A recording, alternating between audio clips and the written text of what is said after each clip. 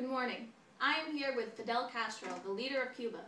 Thank you for coming to our show, Commandant. I feel that U.S.-Cuban relations aren't great right now. Aren't great right now? That's the understatement of the century.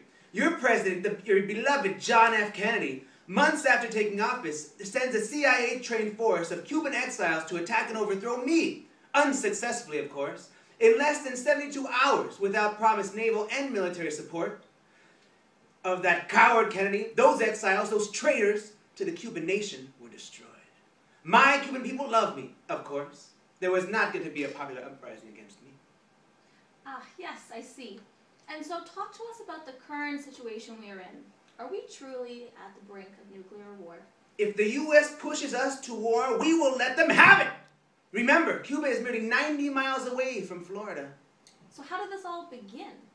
Well, to avoid any other invasions, our comrades in the USSR generously granted us weapons, both defensive and offensive.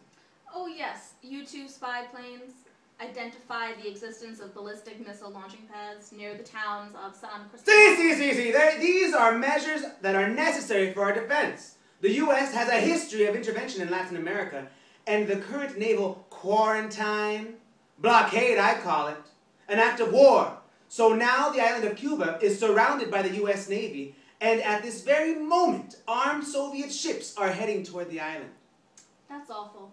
This sounds like we are truly heading toward nuclear war.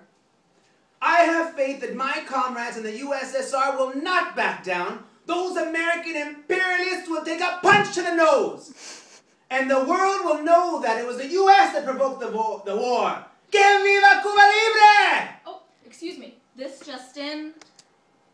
The war's been avoided. The USSR has turned around.